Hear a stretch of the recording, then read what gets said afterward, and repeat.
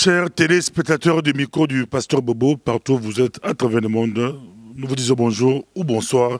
Ça dépend de l'heure à laquelle vous nous regardez. Spécial 30 juin 1960, 30 juin 2017, 57 ans déjà, le Congo était indépendant. Nous sommes avec Dieudonné Bovessin, vice-président du parti unique. Nous sommes avec lui. On va essayer de développer avec lui. Bonjour, vice-président. Bonjour, Pasteur Bobo. Bonjour aux téléspectateurs. Bientôt 57 ans, évidemment, 57 ans de notre indépendance, de la souveraineté nationale et internationale. Voilà. Quels sont les souvenirs que vous avez du 30 juin 1960? Si vous n'étiez pas encore né à l'école, quels sont les souvenirs? Mais vous savez, avant de parler de 1960, bon, j'étais quasiment né, hein, mais bon, il faudrait plutôt parler de l'origine de cet État, parce que nous avons trouvé que cet État existait, mais comment a été façonné? Ça, c'est la question que les Congolais doivent comprendre et savoir pour essayer un peu de comprendre toutes les péripéties qui se passent maintenant. Donc, il faut aller à l'origine de cet État. Donc, voilà. Que s'est-il passé le 30 juin 1960? Monsieur Dieudonné Bovessin, on vous suit. Le Kassavoubou et les Lumumba étaient à la table ronde. Ont-ils réussi leur mission? Parce que quelques mois après, c'était des rébellions, des troubles. Et ça continue jusqu'à aujourd'hui, 2017. Que s'est-il passé? Ils ont raté quoi? Ils ont réussi quoi? Ce que je peux dire tout simplement, c'est que après la Deuxième Guerre mondiale, il faut savoir que le Congo, pendant cette guerre 40 à 45, le Congo a totalement participé à cette guerre. Et le fait de participer à cette guerre a donné une certaine prise de conscience que la lutte, ce combat contre les forces nazies était aussi une façon pour les Congolais de comprendre qu'ils combattaient pour la liberté des autres. Donc il s'agissait de la liberté du colon, hein, donc, parce que la Belgique a été occupée, hein, par l'Allemagne. C'est à partir de ce moment-là que le Congo a mis tout son effort, toutes ses énergies, hein, sur le plan, toutes ses richesses sur le plan des mines, des plantations, des armes, des hommes, hein, qui se sont battus pour retrouver cette liberté. À partir de là, après la Deuxième Guerre mondiale, il fallait faire le bilan. Hein. Le bilan, c'était sur tous les plans. D'abord sur le plan politique, le Congolais s'est aperçu qu'il avait un rôle à jouer, hein, dans le monde. Donc, il avait une certaine valeur et le Congo avait une certaine importance sur le plan international. Il ne faut pas oublier que la Deuxième Guerre mondiale a pris fin grâce à l'uranium congolais qui a été vendu par les Belges aux Américains et a été, comment dirais-je, à partir de là, ils ont créé la bombe atomique. La bombe atomique qui a été larguée à Nagasaki et à Hiroshima. C'est ça. Donc, c'est une prise de conscience des Congolais pour se dire que notre pays a une certaine importance et que nous devons le faire valoir. Autre chose importante à épingler en ce moment-là, c'est de comprendre que lorsque la Belgique a été occupée par les Allemands en 1940, c'est qu'il y a eu une rupture entre le Congo et la Belgique. Une rupture brusque, parce que la Belgique occupée, le gouvernement était parti s'installer en Angleterre. Et l'économie congolaise qui vivait en osmose, qui se faisait en osmose avec la Belgique, tout cela a été interrompu. Donc il a fallu à l'économie congolaise de trouver d'autres sources d'importation. Et c'est ce qui fait qu'en ce moment-là, le Congo a développé son économie, ses sources d'importation vers l'Amérique surtout. Et sur le plan industriel, le Congo s'est industrialisé. C'est-à-dire, il était seulement à l'époque, avant la guerre, il était fournisseur de matières premières, mais petit à petit, sur le plan industriel, il a créé des industries de transformation pour les besoins locaux. C'est ce développement que le Congolais s'est dit, au fait, même si on n'est pas en relation avec la Belgique, mais le Congo peut se développer. C'est un aspect psychologique très important. Autre aspect qu'il faut comprendre pendant cette Deuxième Guerre mondiale, c'est que nous avons utilisé notre armée, la force publique. Donc la force publique avait pris la direction d'Abyssinie, la force publique avait été stationnée en Égypte, en Palestine, jusqu'en Birmanie. Donc il faut tout simplement comprendre que cette force-là, notre force publique, à l'époque, quand il a été en Abyssinie, nous avons pris Sayo, Gambela, Assosa et tous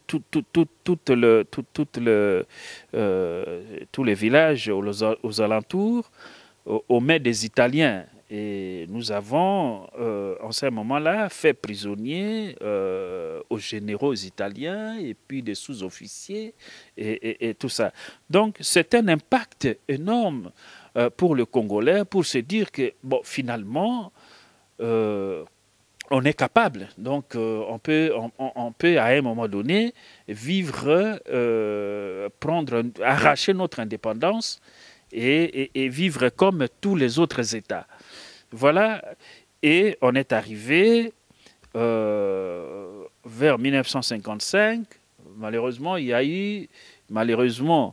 pour les Belges, il y a eu ce plan Van Bilsen, un plan de 30 ans qui prônait l'émancipation politique de l'Afrique belge en ce moment-là. Donc, ce plan de 30 ans, et les Congolais n'attendaient pas cela. Donc, les Congolais ont fait de sorte que, un an plus tard, en 1956, il y a eu le manifeste de conscience africaine.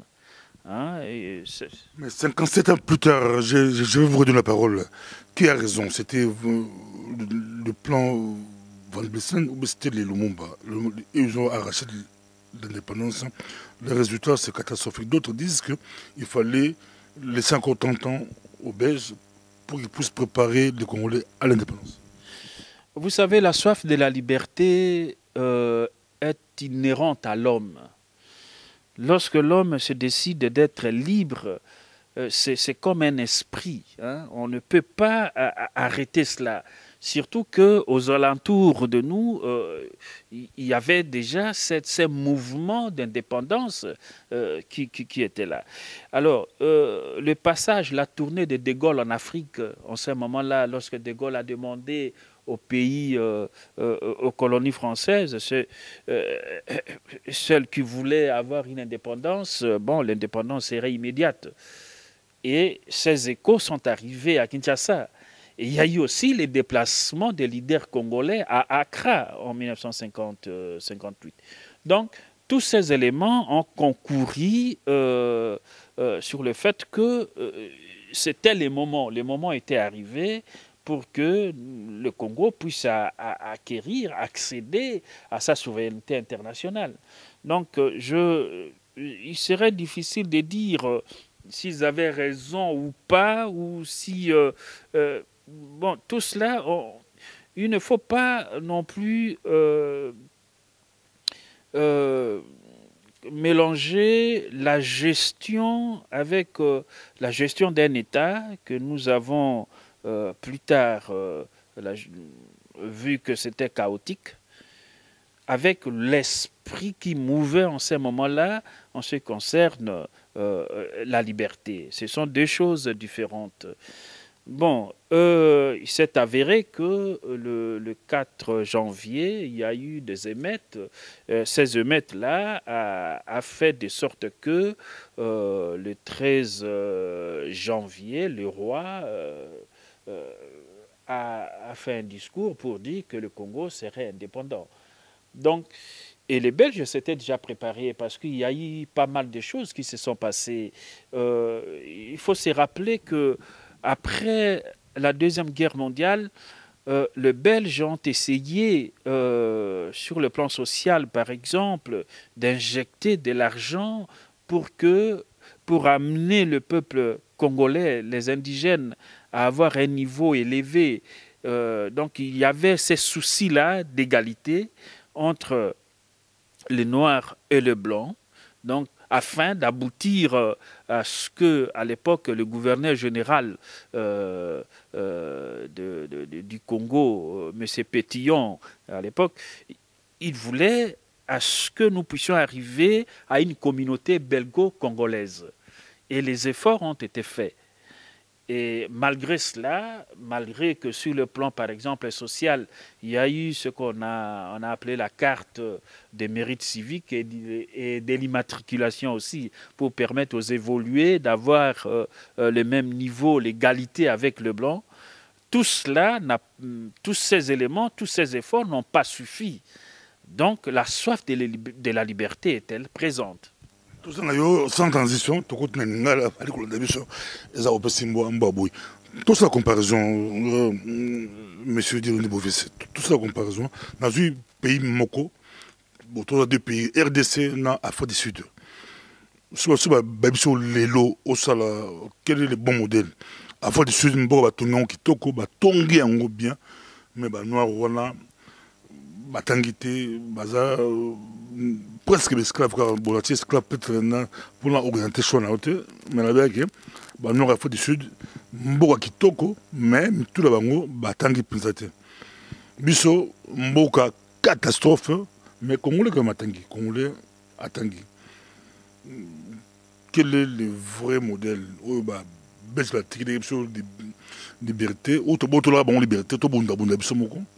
Ou kuna modèle qui la bango ti lelo a pesi bango moi pouvoir politique, à tirer pouvoir économique, batongi mboka kitoko. Quel est le bon modèle pour toi entre les deux, entre les deux, Afrique du Sud et Congo? Entre les deux, moi je crois que modèle et Afrique du Sud, ils ont qui modèle et à privation, il y a bas droit pour un peuple noir. Et ce n'est pas un modèle à suivre pour moi. Je ne peux pas cautionner quels que soient les résultats au Bazaï Nango Sikoyo, que Batombola Kimboka na Bango n'a pas cautionné que un être humain a koka ko privé moninga naye être humain mosusu na ba liberté. Bon, cela ko pousser ngai na loba que en ce qui concerne Oya Bisomboka Congo, puis c'est tant que qui indépendance ba cadre bazaki mingite. Tozaki na ba cadre mingite, la preuve en est que tango conférence table ronde économique Salemaki, table ronde économique Salemaki, on dirait Congolais a négligé Kiango parce que on n'avait pas la matière et que tokendaki mingi na table ronde politique parce que tozwa lipanda pour na liberté soif ya liberté wana. Contrairement à ba pays mosusu lokola ba Uganda, biso tango tozwi indépendance, on n'avait même pas plus de 15 universitaires.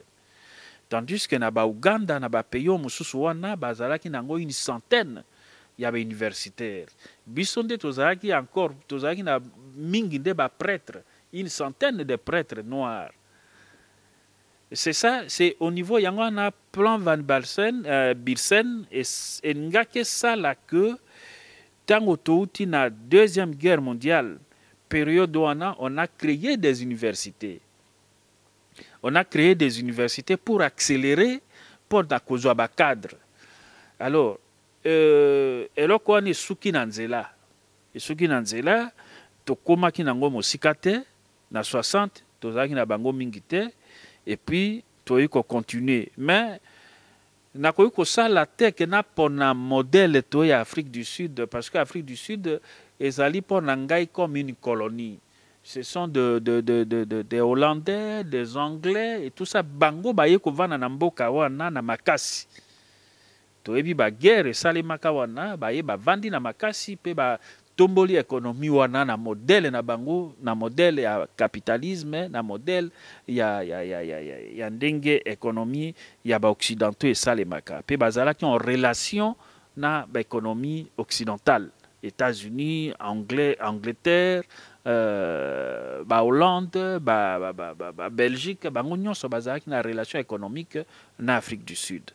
Donc, modèle on a koui koloba siko yoboye o to koui kolanda yali d'abord biso moko toko kabongo ko sala une étude ya biso moko mentalité na biso parce que soki tolingi to sala eloko ya malamu il faut to mitunaka d'abord eloko wana azali ko sala yango pour un intérêt collectif ou bien azali ko sala yango pour na ba intérêt na ngai moko. C'est là où il y a le problème.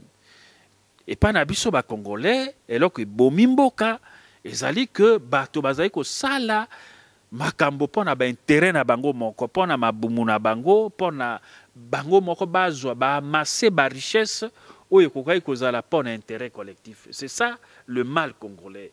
Mais je crois que ba difficulté autozui parfois ba malheur monsieur ezaka malamu na ba difficulté autozui tozali kosenga ke lobi na yango tokoka kozala na bato oyo bakoki kosimba mboka na ndenge elongo bani bato oyo bakokanisa ke il faut soki nazwi pouvoir wana ezali mpona peuple azali kosenga nini peuple azali kosenga ambela mai ya kitoko azala na mwinda ya isika kolala alia bana na ye bakenda classe pe to projeter avenir na ndenge ya malamu. C'est ça le modèle que nous voulons pour le Congo de demain.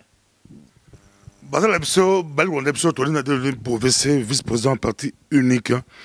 Est-ce que les lots, toujours indépendants, tout comment toujours indépendance, tout binakango, indépendance, tchatcha, toujours oui, mais les lots 2017, au Kolo Balini, Balkolanda, sommes-nous toujours indépendants, soit dans le poteau, toujours à qui poinza, toujours à l'indépendant, toujours à l'indépendance. Mais pour na koyeba indépendance tozali nango lelo yo boye, il faut tozonga na sima. Eloko nyonso to esalemaka ezalaka na ntina na yango. Tango Congo esalamaki ezalaki na ntina na yango.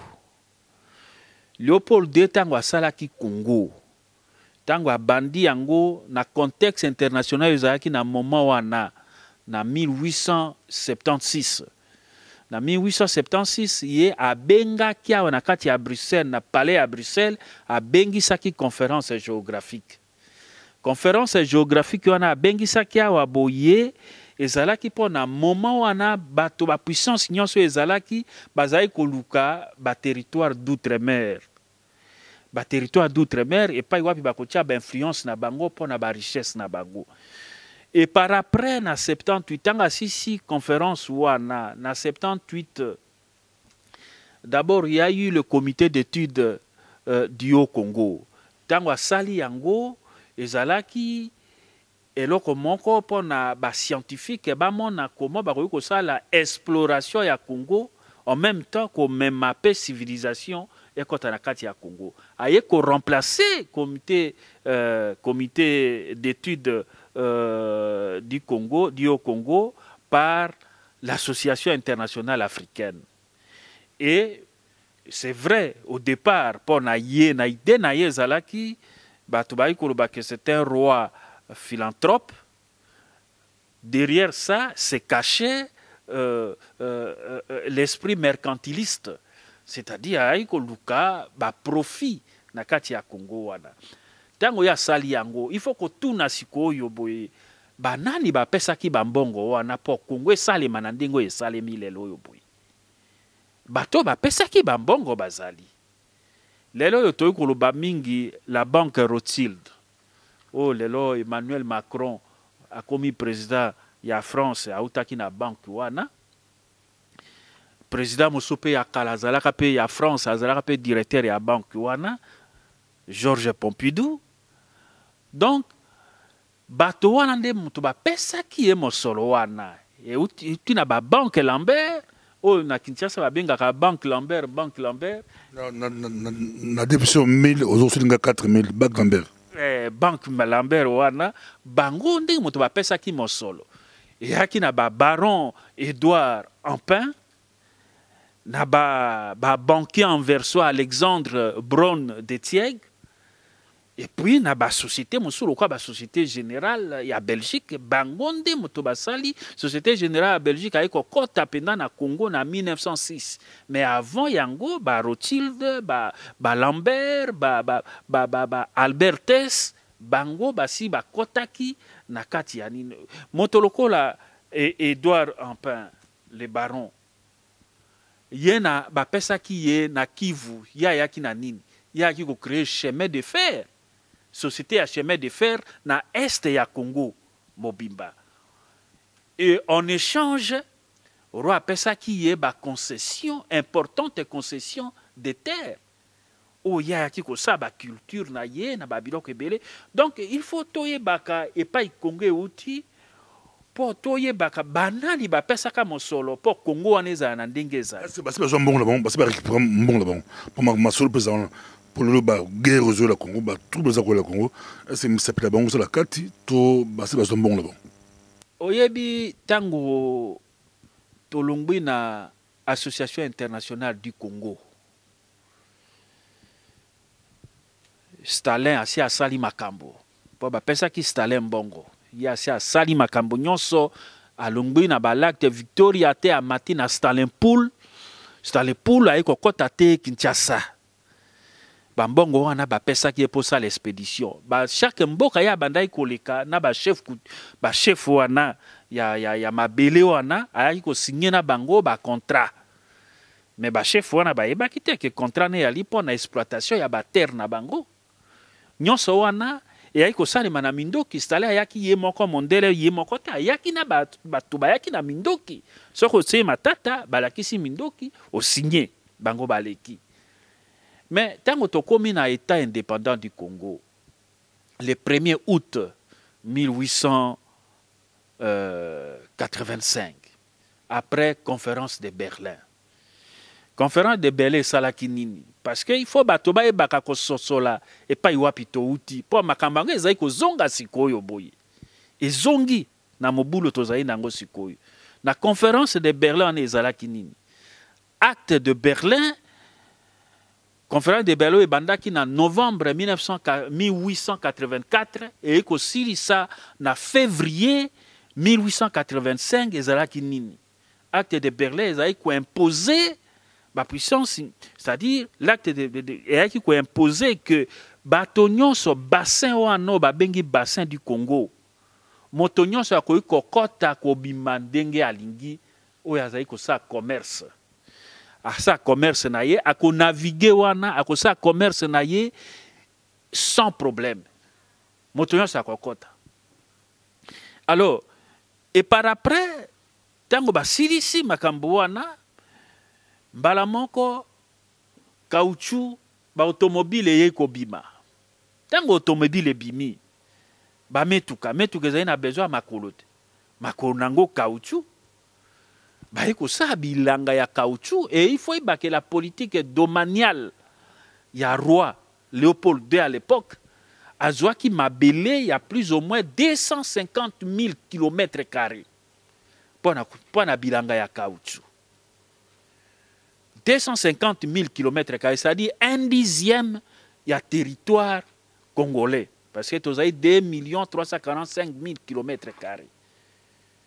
Nyonso wana ezalaki toyebi pe makambo yo caoutchouc yango ekosala biso ke bakata bato ba maboko ba confisquer basi ya bato ba kozwa bango en otage po mibali basa musa makasi ba me ba caoutchouc ebele ba nini tout ça na ba mutilation. Alors tango makambo wana esalemi ya ba mutilation ya ba nini sikoyo bato ba yeko telemela roi ba telemela ki roi ezaki mingi ba anglais moto ba telemela ki ye ba Morel ba Roger Casment bango nyonso tout ba yeko telemela roi ba sali ba campagne internationale pour dire que roi azaiko boma kune yali lo kwa un état de guerre bazaiko boma ba congolais. Alors pression elikaki makasi ba américain puisque ba américain ba ki bato liboso ba reconnaîtra ki Association internationale africaine en 1984 ba américain pour na kopesa 1884 ba américain moto ba ki bato liboso ba reconnaîtra ki yango suivi na ba britannique et puis ba français ba ikoya après tant ba sali ba délimitation après acte à Berlin puis c'est ba qu'il faut délimitation et salema mais sur place kuna na Afrique tango balongwi wana babomi bato ebele pression et salemi États-Unis a sengi il faut basala enquête internationale. Tant que États-Unis a sengi en enquête internationale, il y a roi Léopold II a wele limbango a sali enquête yo ya ye na bato na ye azwaki. Italien moko, je crois na hollandais na mususu atindi bango basali ba enquête wana tango bajongi rapport wana a falsifié yango.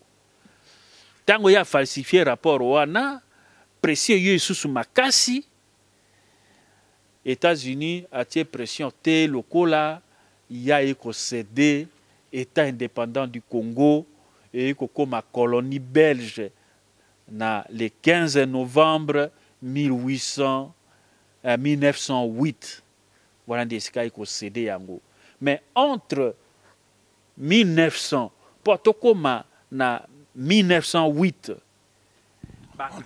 entre 1800 non tobani na 1900 esika basali makambo ya caoutchouc makati po tokóma na 1908 esika toyi kozwa 8 ans na 8 ans wana population ya Congo eyaki diminuer de la moitié tozalaki na période wana au moins 10 millions.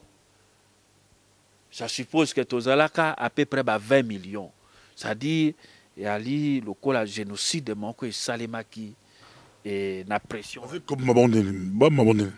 Ben bazali ko boma bango ezaki tant mosusu soki basengi bino ba contrainte wana parce que na politique domaniale et alaki nini moko ya contrainte, c'est-à-dire oya na caoutchouc ebele. Soki ba moni yo zai ko ya na caoutchouc muke okomona ba agents territoriaux wana on attend monsieur abomi moto ba monsieur pe ba ko kufa na épuisement travail forcé voilà na Équateur la plupart on est aquí na Équateur parce que na ebi yango pour na tangaka rapport Kesment tant on azaki neno na ba études universitaires na tangaka yango pe na mona même na ba village ya côté à mer nangai bato wana côté à maman ba kata bango ba maboko ba bomaki ebele ba misu na épuisement ba misu pe na ba maladie pesaki mingi. Alors tout cela et ça là qui que ba misu ba bengaki yango génocide ba nini tout ça. Alors tant que comme na 1908 toyiko kabwana roi aiko cédé yango na Belgique et comme colonie et comme Congo belge mais il fallait qu'on foute à roi ba pesaka yé à l'époque 95 millions 500 000 francs belges à l'époque. Congo a payé 50 millions na bongo na ye et puis Belgique a payé 45 millions 500 000.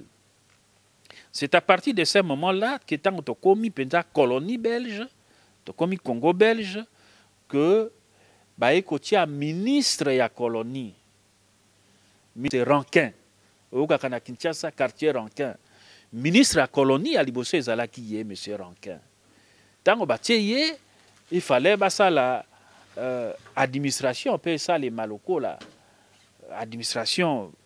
C'est-à-dire et bandana agents territoriaux mususu batinda et puis force publique il faut renforcer force publique na force publique wana ba liboso ezalaki composé mingi na ba étranger ba ki kozwa bato na ba daome na ba mboka mususu wana ya Afrique mais siko il fallait qu'on recruter pendant ba congolais ba ko recruter ba congolais et mokete toyo ko koma tango wana déjà Société Générale ya Belgique en 1906 aye kokota aye kosala société ya union minière dans la société union minière aye kosala lisusu ko participer na construction ya chemin de fer oya liboso salimaka entre 1891 wana ba chinois bakufaki ebele na bato mosusu et puis aye ko participer na mosusu tant ba kosala réaménagement na yango na 1923, quelque chose comme ça. Alors, quand on a la Première Guerre mondiale, tant que tu as la Première Guerre mondiale, Congo, normalement, na acte de Berlin, il y a une convention de conférence de Berlin, et il y a une biso bato na convention ya bassin du Congo et avec une certaine neutralité. Malheureusement, cette neutralité a été rompue. Par les Allemands. Les Allemands ont dit que ça a une incursion dans le territoire congolais.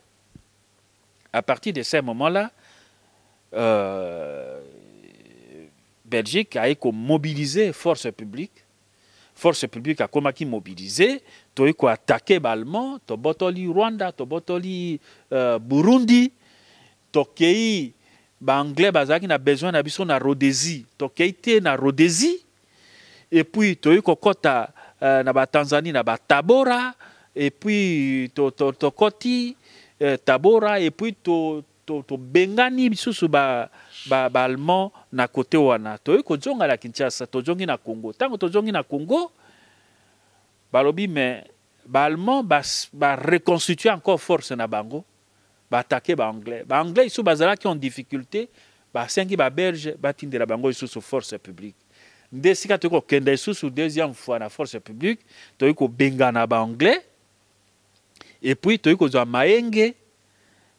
Et puis, Toye Kozonga Wane Zalaki à l'époque, c'est le brigadier, Motoya Azalaki attaché na Yango Mingi, c'était le brigadier Lufungula. Merci beaucoup, la reste Zalaki Sengo. Tozi court, présent, mais tu continues, 57e anniversaire à Congo. Tu continues la semaine prochaine. Bolandi, qui est présent, mais tu peux 2-3 minutes, tu continues pas tout ce qui. Pour comprendre, mais tu peux maîtriser l'histoire à Congo qui est bien maîtrisée. 2-3 minutes, spécial anniversaire en Bordeaux Congo, Baldi Kolandayo, Congo Alilo, tout s'est retrouvé, image, le président Abisso, président Congo, t'as la mandé pour la poussière, dans la Zamba, tout éviter, Bamsou Abi, Azori Kisi, Azobanga Kaki, Baluba, Akila Kasai, Atiki, t'as la poussière dans les longues, t'as la poussière dans la miso, pour appeler ça, chef Koutimi Mbote, les acquis techniques, ça qui est. Tu évites le Congo à l'élo, tout ce que ça va 2 minutes, Balikolanda.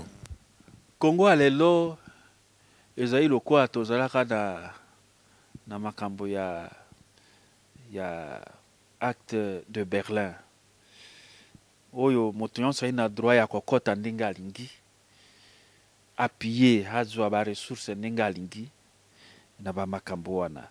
Donc, tu commis exactement la même situation. Pe, nombre ya bateau bakufi, c'est à peu près quand Ndenge Zalaki, avant qu'on a été indépendant du Congo, banda to bandaki na Association internationale du Congo, tant que on a été indépendant du Congo, c'est la même chose autres aiko vivre lelo. Et bateau il faut ba yeba que situation eleki na Congo où ezali plus de 13 millions de morts. Ezali situation oyo esalemi pona pillage ya ba ressources ya Congo.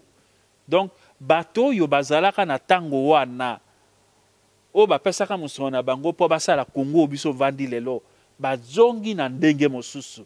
Bazongi na ndenge mosusu na ba multinational na bango. Et puis bafuti bato mosusu o bazai pembeni na biso na ba frontière na biso po bakoka kokota bazwa bankita ya ekolo bamema yango bakea nango. Mais oyo azali lelo na Kisasa o wana azali be lokola azali lokola préfet avandi wana po akengelaka babiloko ya bato batindaki ye. Lokola batindaki ye soki bino ba congolais bolingi kozwa conscience te que il faut bosala makasi po bobengana moto ya zai wana oyo avandi wana oyo azali kokengela biloko ya bato batindaki ye. Alors tokoza na situation wana ndenge komi sikoyo insécurité généralisée presque à l'échelle nationale. Insécurité commis partout. Lobi oyo boye bosutuka te ke aye kosala l'état d'urgence. Et puis à tikali na ye a continuer comme ça ba makambo na ndenge azali kosala. Tozali na situation ya mabe. Quand on dit un pays est occupé, il ne faut pas bozela kaka na définition oh ya ONU, il y a une armée étrangère et ye vande libino. Non, il y a plusieurs façons. Ba makambe comme ebele na ndenge ya forme et occupation. Impérialisme échangé ba modèle ndenge mosusu. Et na ba facette mosusu. Force ya siko ye komi ya ba multinational ba komi lokwa ba acteurs principaux ya relations internationales. Alors bango moto bazali ko tia makambo nyonso tozali ko vivre. Donc ye ndenga zawana kokenda na ye ikozala kaka volonté ya bino moko peuple congolais. So epe bolingi akenda te bo banda ko welela kaka ndenge ko welela bozaka premier ministre na ye. Mais ya vandaka wana bino bo welela kaka poste ya premier ministre bo continuer kaka ndengo wana. Mais zali mokolo peuple akotelema na ndenge na ye et moto moko akozala épargné te. Merci beaucoup Nancy. Ezaki Sengo spécial 30 juin 2017 et banda 1960 tolaga Delonle Bovese vice-président du parti unique boyoki a Fungoli penza a Fungoli d'être mon ali prochainement avant le 30 juin bah Marmose Belé avant le 30 juin Tozana Susu d'être mon ali merci Botikala Malamu merci.